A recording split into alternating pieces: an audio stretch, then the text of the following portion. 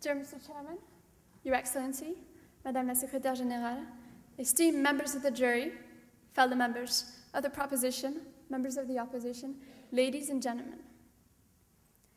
It was a bright, cold day in April, and the clocks were striking 13. It was a bright, cold day in April, 1984. These are the opening lines of George Orwell's novel, 1984. Because, ladies and gentlemen, were we to accept the opposition's views, we would be no better off than the people of Oceania in George Orwell's book. Because refusing to admit that cooperation is better than, that competition is better than cooperation.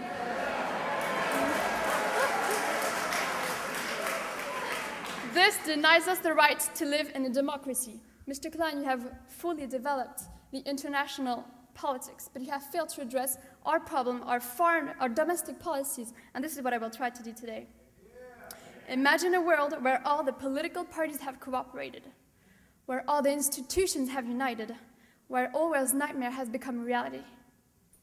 No more balance of power, no more elections, no more Assemblée Nationale. No, thank you. Opposing the motion will lead us into a world where there is only one option, one alternative, only one party. On that point. No, thank you. If we were all to cooperate, we would no longer have the freedom of choice. And it would be a crime to deny us our freedom here in the Assemblée Nationale, in this very institution, because this motion is about democracy versus conformity. And I could... No, thank you. I can already see the headlines in tomorrow's newspaper. No, thank you. Assas students against democracy.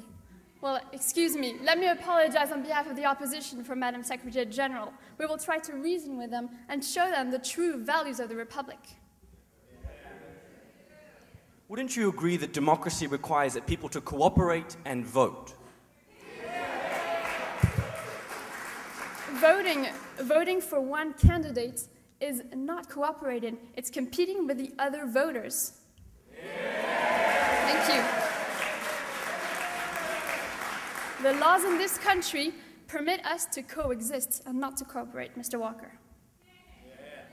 Totalitarianism will be the outcome of political cooperation. And Mr. Klein, that is what the Cold War is all about. The Soviet Union... Yes, the Soviet Union is what you're defending, and this is not what we want here tonight. Because without going that far, without going as far as communism, we refuse to live in a world, no thank you, we refuse to live in a world where Martine Aubry and Ségolène Royal go shopping together. It would be a crime. Yes. Competition can only benefit us as citizens. In order to win elections, to win support for their programs, to implement their policies, politicians have to convince us that they are better than the competition. Yes, President Obama thought he should reconcile the Democrats and the Republicans for the better good of the Americans. No more blue states, no more red states, but the United States. Well, he thought, no thank you, he thought cooperation of these two parties would be better. Well, in the end, what really helped pass the National Health Insurance Bill was competition. Not us, yes, because not one Republican voted for the bill. And Americans will be healthier because of competition.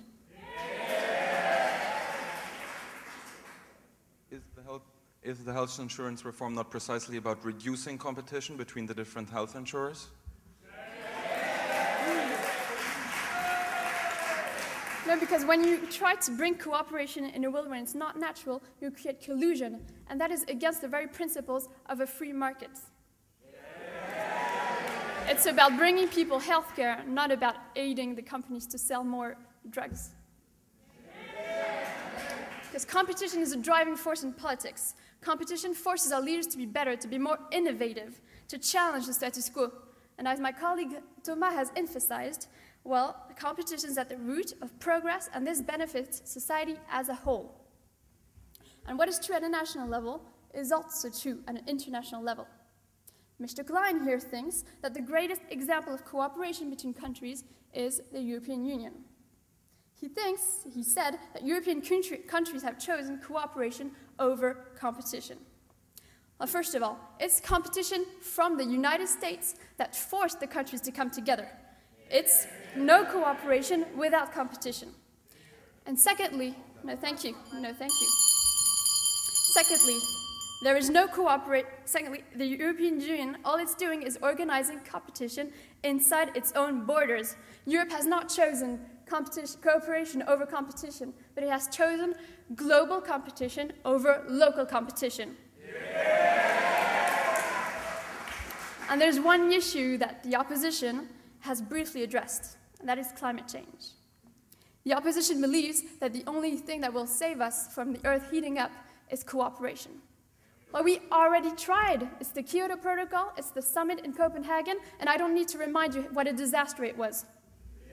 Because ultimately, the only thing that would help us live in a healthier planet is the consumers. We, the consumers, have to push towards greener products. And once the companies realize that we care and we will only buy energy-efficient products, then will we improve.